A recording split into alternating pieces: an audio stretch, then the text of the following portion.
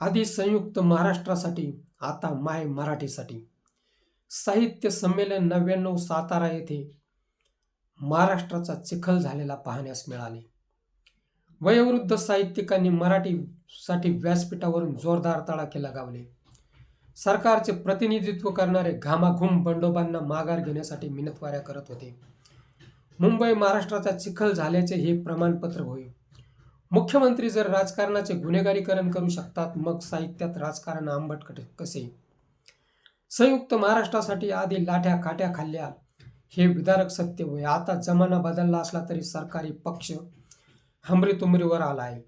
महाराष्ट्र विकासाच्या वल्गना करणारे आज निवडणुकांत धुमाकूळ घालत आहेत.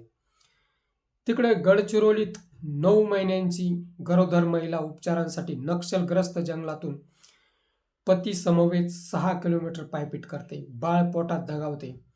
वेदनांनी माताही दम तोडते. नंतर सुद्धा पायपीट थांबत नाही. शवविच्छेदनासाठी 40 किलोमीटर जावे लागते.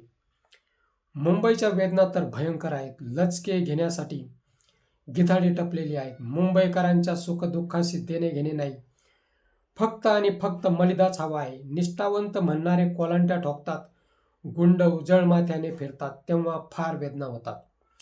ठाकरे बंधू जेव्हा शब्द देतात, नक्कीच मुंबईकरांना भरोसा वाटतो. गडचिरोलीची महिला आमची कोणी लागत नव्हती.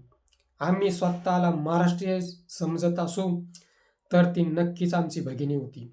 नियती कितीही भयंकर असू द्या, नियत बदलायला हवी. नियतीला आपोआप चाप लागेल. घोंगावणाऱ्या वादळाला रोखण्यासाठी तुफान सरसावले आहे. त्यांच्या पाठी तुमचा आमचा खारीचा वाटा असायलाच हवा. शेवटी स्वर्गीय बाळासाहेबांचे शब्द आठवा, माझ्यानंतर उद्धव आदित्यला सांभाळा, नाहीतर विषय येथेच मिटवा. तुम्ही कोण, आम्ही कोण. जय महाराष्ट्र. मित्र हो, हा व्हिडिओ कसा वाटला ते कमेंट बॉक्समध्ये सांगावं. ॲक्शन मराठी चॅनलला सबस्क्राईब करा.